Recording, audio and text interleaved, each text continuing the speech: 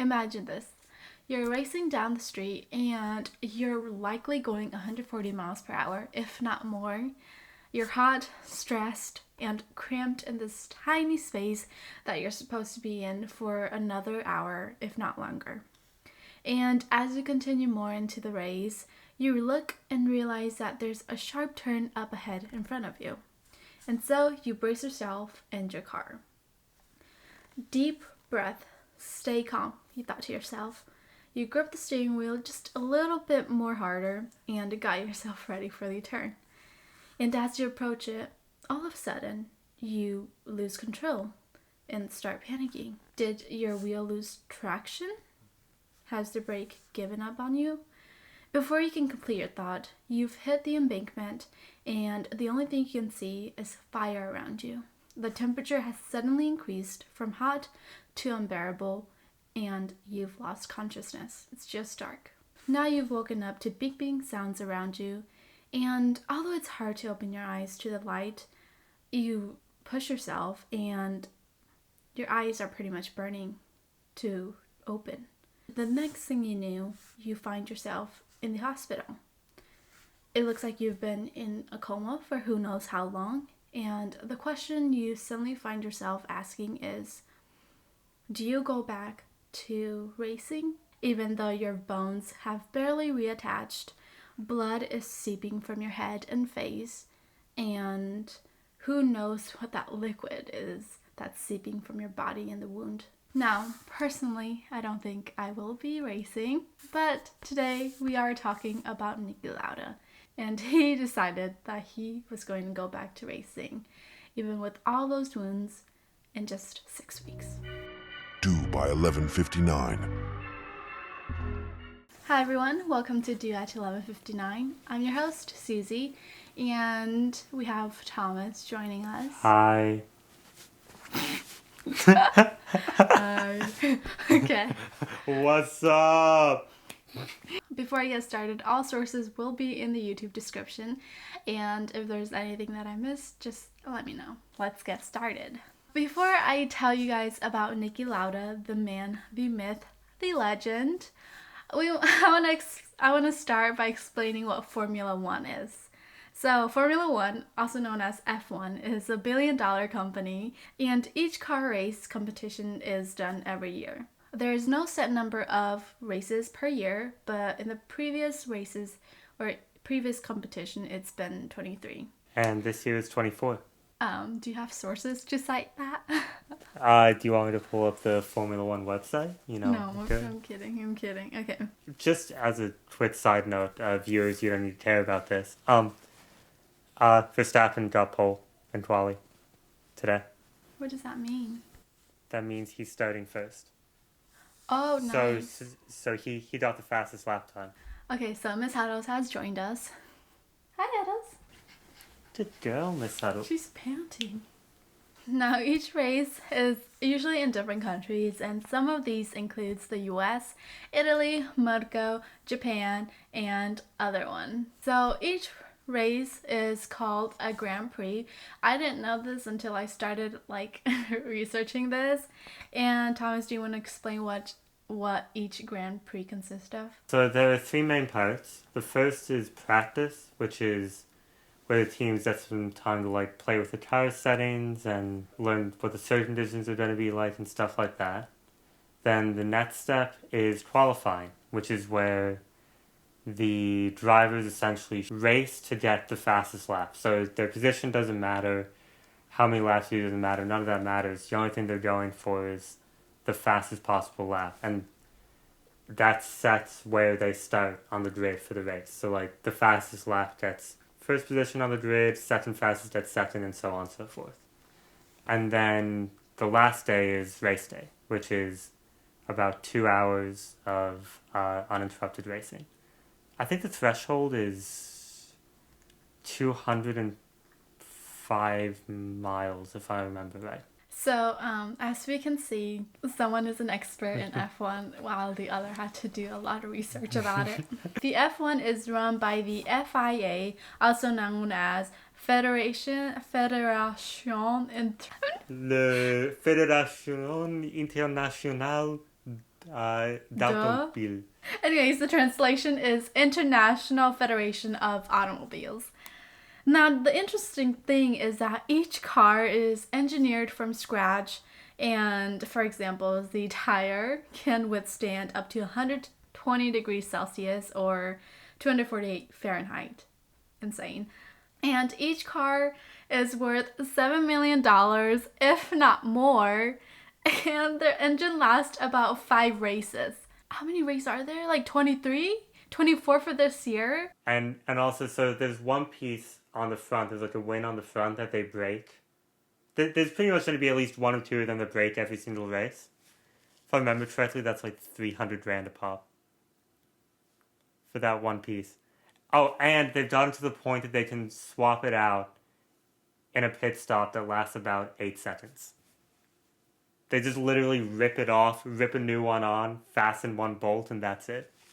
In addition to being fucking expensive, it's also one of the most dangerous sport out there. This is mainly due to the high speed accidents that's been recorded. The latest rules that they implemented was the Halo back in 2018, and pretty much it protects the barrier above the driver to prevent any large objects and debris from entering the cockpit. So if drivers are rolling over, it can protect the driver's head from incoming objects or the floor. So I don't know why it took them this long to implement that rule, but so hardcore F1 fans have probably heard of the movie Rush, and that's what we'll be talking about. In this movie, it's about Niki Lauda and the complex friendship and rivalry between him and James Hunt. It's based on a true story, and Lauda in the 70s was a Ferrari driver, and he's played by Daniel Burrow, and Hunt drives for McLaren, and played by Chris Hemsworth. I like how you don't forget Daniel Bruhl, but you forget Chris Hemsworth. Anyways, the movie has a great depiction of how much F1 drivers are willing to risk their life, and even if there's a high chance of dying. Either way, the whole point of the movie really shows that drivers really put everything on the line and dedicate majority of their life to this intense sport. And Lauda understood the risk and was prepared for any accident that would come, including the one that happened in 1976, which we would dive more into later. Lauda was able to watch the movie before he passed away, and he was happy with the production. He said that there was an 80% accuracy, so, that's a W. That's a B. That's a passing grade. So Lauda stated, "I was not as strict as I appeared in the movie, but I was more disciplined than he was. I would never drink before a race, certainly after it. I had to. Every race could have been my last." And the one regret that he said was that James was not with him to watch the movie when it was finally out for, viewers. My people were portrayed in a good light by going, "Ehi, Niki Lauda, Niki Lauda, Niki Lauda! Ma nessuno ci crede che Niki Lauda sto portando la macchina di mia nonna." Nice. So let's dive into Niki Lauda and just a little information about him that would explain the whole accident. So in February 22nd, 1949, Niki Lauda was born in Vienna, Austria. Growing up, he was nicknamed the computer because he doesn't really show his emotion, and he was really good at staying calm when under pressure. He was also really good at hiding his pain and emotion. So there was this one story that really stuck with me when I was looking into him. In around 2017, Niki Lauda was flying back home after a race in Abu Dhabi with his friend Toto Wolff. Have you heard of him? Do you mean the Mercedes team boss? I'm not sure. Here's what I do know though. He's an investor and was a former driver, and that night after, the race, he had dinner with Lauda. So he was just chatting with Lauda when Toto looked up and he noticed that there were tears in Lauda's eyes. He asked Lauda, "Niki, do you have tears in your eyes?" And Niki responded, "No, I would never have tears in my eyes. I don't know what you're thinking. I'll never have tears in my eyes, nor will I ever have friends. I'll lay in the ditch at 2 in the morning and I'll have no one to call. But if there is such thing as half friends, then you are my half friends." All the close friends of Lauda knew that he was a family man. He loved his friends and cared about them deeply, and people who knew him personally said that he was humble, funny, warm, and straightforward. So Lauda began racing in minis by the age of 14, and he moved on to Formula V or Formula Volkswagen soon after. And I think the Formula V looks like the typical race car animation you see in kids' cartoon. Yeah, that's a really good way to put it. Yeah. This is like really like botsy for some reason. Yeah, Well, not botsy, but like they have like they're like a blob. Yeah, there's like no like corners to it. Soon after, he moved on to Formula 3. In 1968, he wanted to get into racing more seriously, and his family owns a wealthy paper manufacturing company. But they disapproved of him racing and instead wanted him to pursue the family business. But Lauda did not want to go into that. He thought it was lame, boring, and just wasn't what he was into. His grandpa was especially against him. He said that Lauda should belong on the business page of the newspaper and not the sports page. Now, Lauda was very angry by this comment, and he pushed to be a racer out of spite and passion. He decided to cut off contact with his family because they were not supporting his passion and only kept in contact with his favorite uncle who helped fund at the start of the career. But soon after, he had to stop because it was getting really, really expensive. Oh yeah, no, it's like there's karting, there's like all the go-kart racing, and then you have to keep going through all the different tiers until you get there, and the price tag just keeps going up with each one. In 1971, Lauda needed more money, and he really needed it to, enter other races. And so he used the value of his life insurance policy as a security to obtain a £30,000 loan. And then he used it to enter Formula 2, which was ran by the March Engineering, and had to take out another loan because of the difficulties with that team. Now, at this time, things were just not going smoothly for Lauda. He was an intelligent man, and he understood the risk of having debt, but he thought that he would quickly earn those back and, no debt with his talent.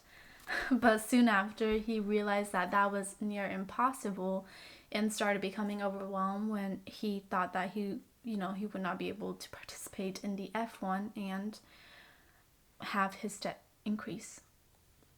So, briefly, he started to contemplate suicide. Now, in 1972, he raced in 12 F1 events, and by the end of 1972, he became depressed again because he realized that he was not allowed to drive in F1 for the next year. This also meant that he wouldn't have any income and, again, more debt incurring, and at this point he thought, should I just drive my car into the wall and end it? But again, these were just brief thoughts that he had. He was, he's a strong man and he understood the risk. And he's very stubborn. So he wasn't going to give up easily. Now in 1974, he signed with Scuderia Ferrari. Good job. Did I get an approval? I'm proud of it. He worked closely with the engineering team with the production of his car. And this was unheard of back then, but at this time, he was able to earn his F1 victory and finished in 4th place. Now, in 1975, he won 5 races and won his first World Championship. That's when his career started taking off, and you can see a picture of Lauda with the prominent teeth that led fans to call him the Rat. He embraced his nickname. He even painted the name on his hat or his helmet. And sometimes I think there was like a picture that said Super Rat and some other name that relates to Rat, like Rat King. In 1976, He raced in 9 competitions and won 5 of those, and he had more than double the points in championship compared to the closest competitor. Lauda heard that the next race was in Nürburgring, Germany, and he knew that something bad was bound to happen if they race in that track. Now, Nürburgring is nicknamed the Green Hell, and it's it is the most dangerous track in the world. So the race that Niki was in was supposed to be the last race that would be happening, and this was mainly due to the fact that it was just difficult to film and expensive to set up the equipment, not because it was dangerous, which is kind of funny.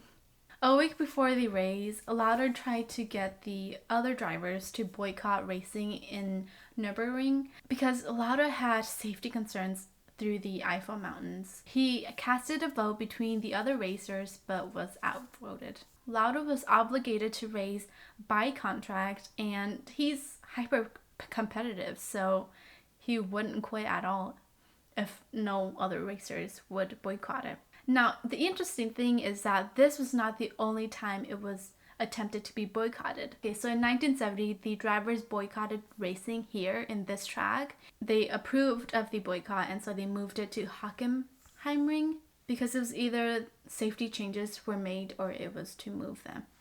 And so they decided to move them. Because Lauda was outvoted, he had to proceed with the race. During the second lap, Lauda lost control of his car and swerved off track, going 140 miles per hour or 280 kilometers per minute. Oh, I said per minute. I don't know why. Yeah, because 280 kilometers per minute would be fucking insane. I really want to go 280 per minute. God damn. So during the second race, Lauda had lost control of his car and swerved off track, going 140 miles per hour or 280 kilometers per hour. The possible cause was that he might have hit a slick spot or there was a rear wheel that had came loose. But I don't think there was an actual finding of what had caused him to lose control. This caused him to slam through the guardrail into the embankment of the fencing and hit the earth bank. So the interesting thing is that each driver's helmet is unique to each driver and designed to withstand crashes, fire, extreme G-force, and debris. But at this time, Lauda did not have the correct helmet on. Due to the high impact, the car bounced back from the embankment into the track, and his car collided with Brett Lunger's car, which was behind Lauda at that time during the race. Suddenly, Lauda's car burst into flame, and Lauda was engulfed in flame for about a full minute, precisely 55 seconds. So this goal of flame reached 800 degrees, and the thing was that Lauda was likely wearing a Nomex suit, which was invented in the 60s, usually worn by firefighters, and drivers would usually wear 4 layers of flame-proof made of Nomex. And Nomex is just a fiber designed to withstand flame between 600 and 800 degrees. Hi everyone, we're back again. We're back. Different outfit. 5 days later.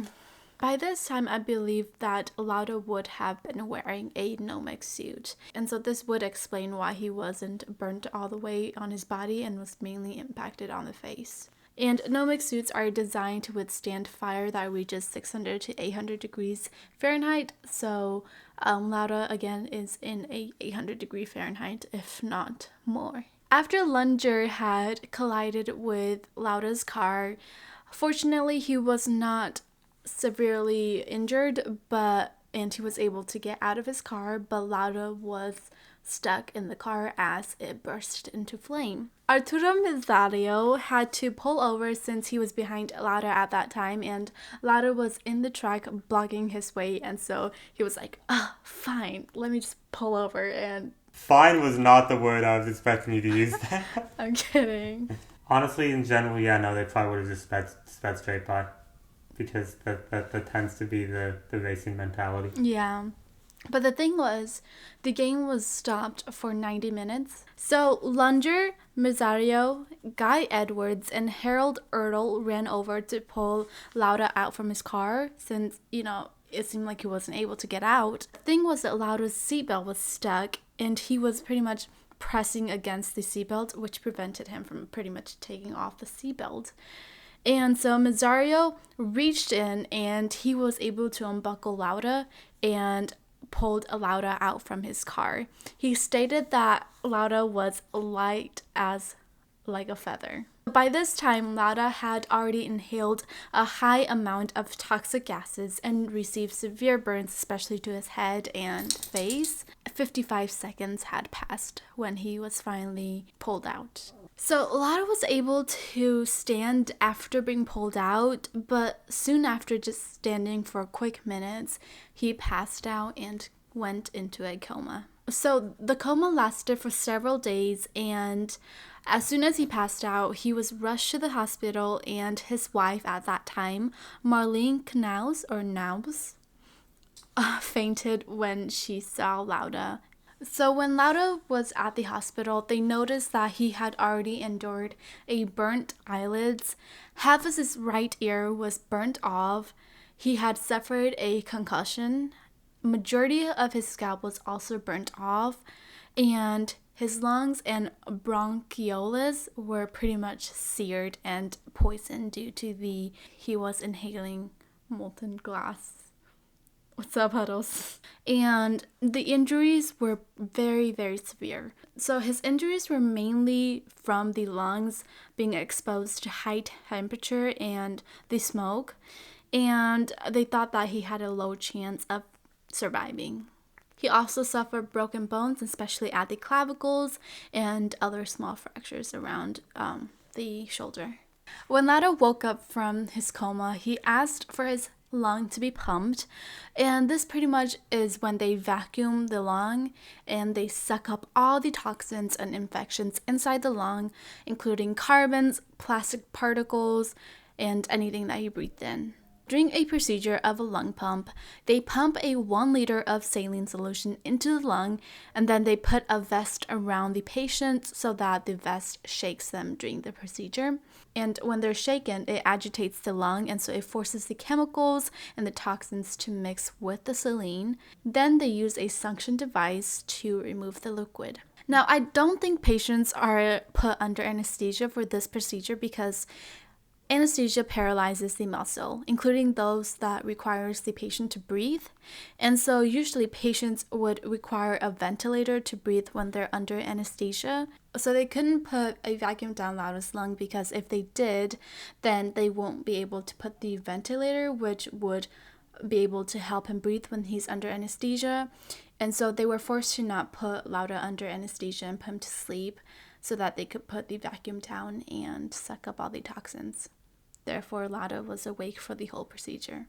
A very, very painful procedure. Oh my god. A very, very procedure. Hey guys, it wasn't just a very procedure. It was a very, very procedure. Alright.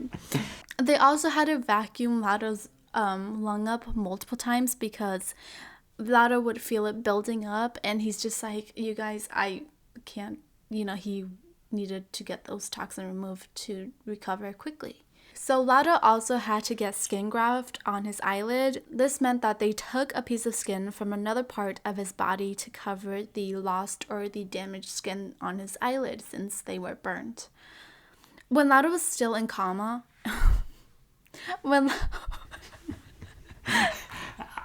Lauda was still in a coma, they had a priest come in and bless him because they thought that he was going to die. Lauda couldn't speak or see anything, but he definitely heard stuff and he could definitely feel. So he was very angry when the priest came in, and the priest didn't even bless him. He just put his hand on his shoulder while he was still asleep. Now, Lauda is not a religious man, so I don't know why they would bring a priest, of all people, in. But, they did. And so when Lauda woke up, he told the priest to fuck off. And because of this incident, Lauda told himself that he was going to get better no matter what so that he could go back to racing and not have that thing happen again. Lauda also changed because of the accident too. After the accident, he was more mellow and was a bit softer. He valued his life more, and he would withdraw from races when he noticed that the environment was not the safest to race in. Back then, drivers were killed once a month on average.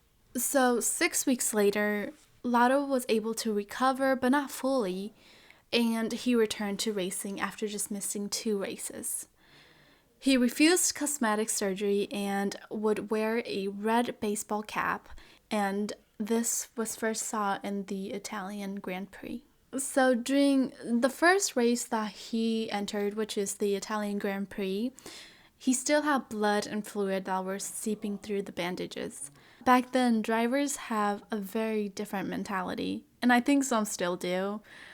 And drivers back then especially understood the risk involved in racing, and they agreed to the terms and conditions when they get into a car and start the gas and press the gas. Well, the thing about Lauda was that he knew that the longer he delays practicing or racing, the higher chance that his fear would build up again and start continuously build up. And so he needed to get back immediately and as soon as possible, because why?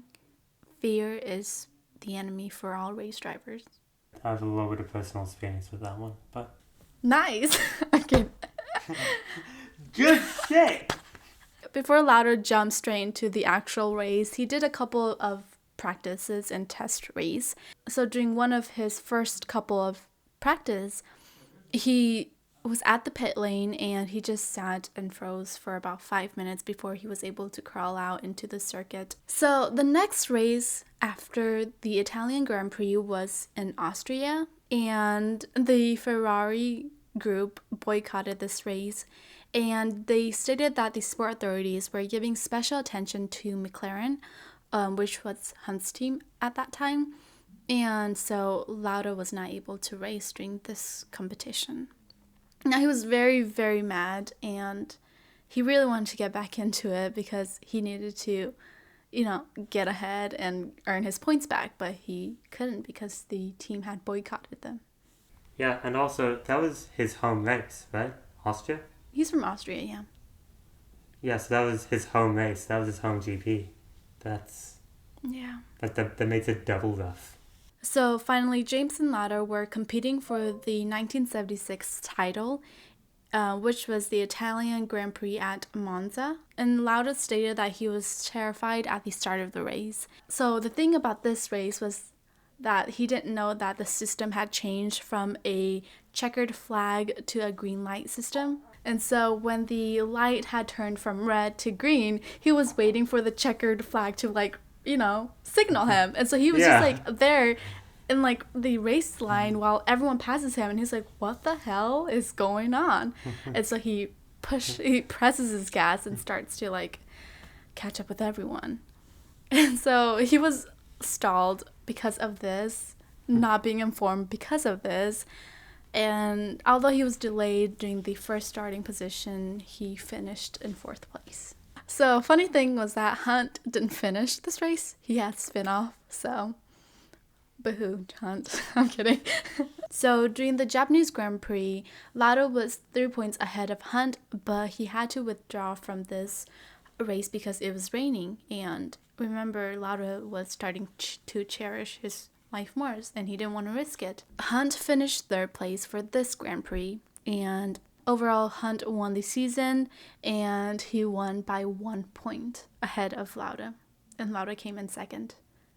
Now I would be fucking pissed if my enemy won by 1 point. I mean, and it's 1 point after you were absent for 2 races. Yeah. Not even able to compete. Essentially, you had built up such a lead. No, he was absent for 4 races, remember?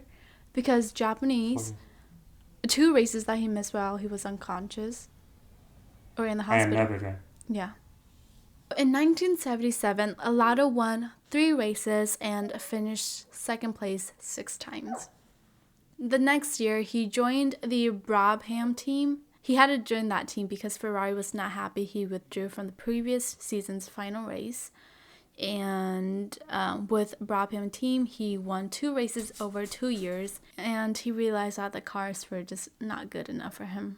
In September of 1979, he decided to retire from racing, and to focus on Lauda Air, which was a airline company that he started. And he was bored of racing, so he was like, I need something different. So in 1981, Lauda went to the Austrian Grand Prix race to come and help with commentary, and he was surprised by just how much racing has changed and how fast cars have gone in just 2 years. In September 1982, Lauda Air was starting to slow down, and so Lauda decided to go back into racing and joined McLaren for F1 racing once again. He just kind of went like, take one hat off, put the other hat on.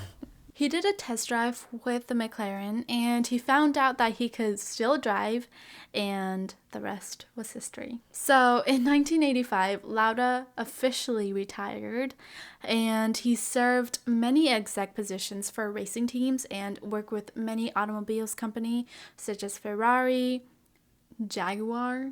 Good job. Okay, thank you so much for not doing the American thing and saying Jaguar. He also joined Mercedes and other automobiles companies. After retiring from racing, he was also a TV racing commentator, and he was popular for being brutally honest. Now that's just something that Lauda is, and everyone knows that he is honest. Lauda also earned a commercial pilot license, and he would pilot some of the airlines himself. At this time, Lauda was also very passionate about driver safety. So during Ayrton Senna's death in 1944, Lauda was there to pretty much, witness the whole thing. And they saw him crash into the concrete barrier while he was leading in the Italy Grand Prix. And so Lauda was able to stay calm and encourage and guide the drivers and the crew behind the scene to not overreact and act sensibly during that accident. Lauda also went to mentor Lewis Hamilton, who is also a F1 driver, and he is a 7 times world champion and currently drives for Mercedes. Although he is switching to Ferrari next year, which nobody saw coming. Should have switched to Red Bull.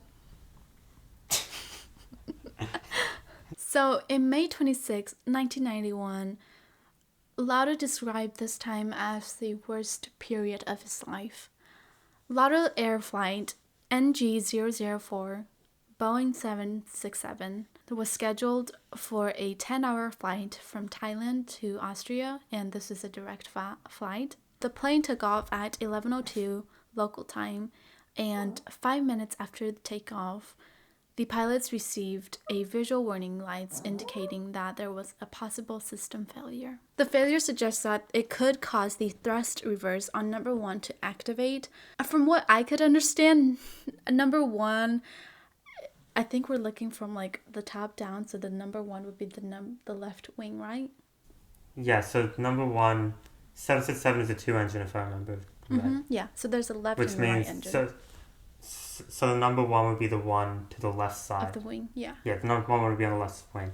Thomas Welch was the captain pilot, and he kept saying in the recording box, that thing just keeps on coming on. He discussed it with the first officer, Joseph Turner, and the crew about the indication, and he discussed this for about 4 to 5 minutes, and so they decided to check the handbook to see if, that was something that they need to be concerned for.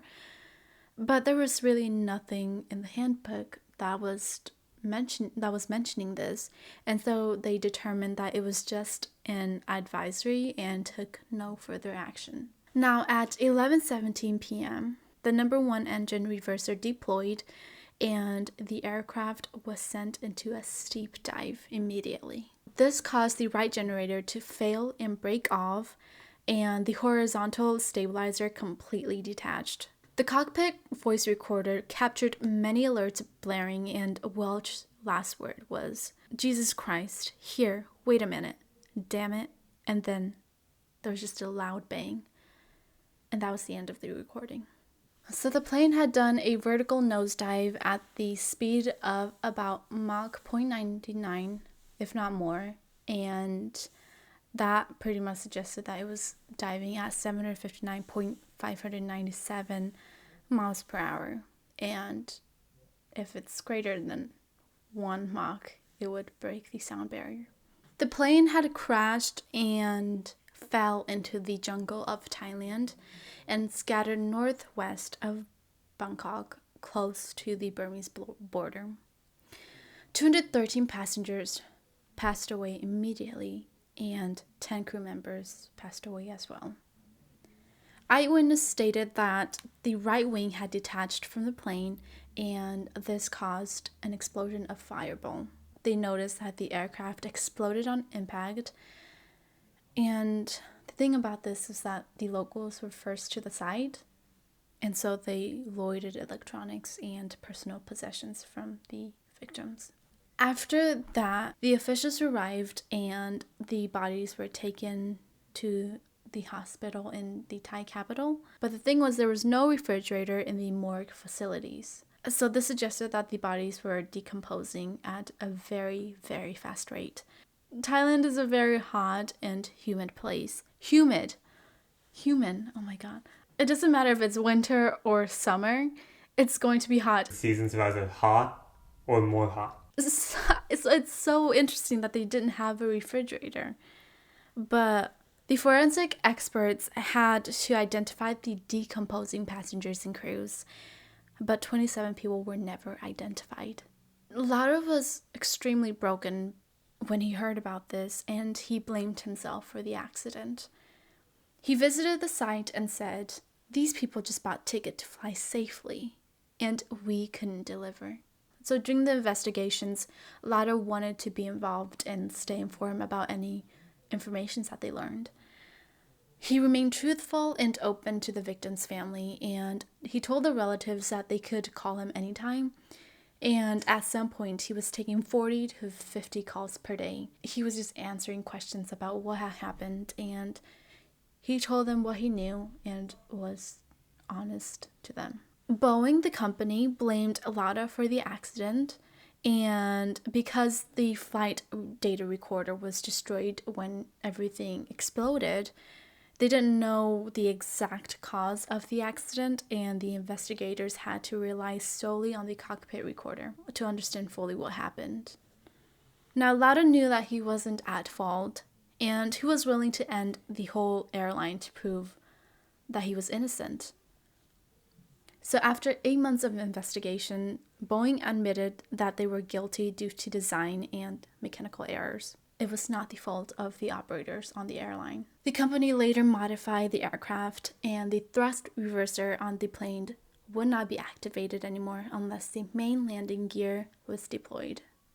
That's wild that the reversers were able to trigger when it wasn't on the ground. Like, that's just a recipe for disaster right there. Later on, Lauda founded another airline called Niki. I'm sorry, I cannot take this man seriously. He founded Niki and he founded Lauda Air. So, you know. I like how he did Lauda before Niki, you know? Soon after he, founded the companies, he sold them and stepped down as the CEO. He sold it to the Austria's largest airline, and yeah, that's pretty much what happened to them. Now, on May 20, 2019, in Zurich, Switzerland, Lauda was laying in the hospital bed with his families around him. He passed away at 70 years old, and his family stated that he had lingering health effects from his crash, and he underwent a lung transplant several months ago. He also had 2 kidney transplants too. So by this time, Lauda had won 3 F1 Grand Prix World Championship, one in 1975, one in 1977, and the last one in 1984. And that is the story of Lauda. I hope you guys like this episode. It was very, very interesting to learn about Lauda. If I miss anything, please let me know in the comment, and I'll be happy to read them. And if there's anything else you guys want me to cover, just let me know. And I'll see you guys on the next episode. Bye. Bye.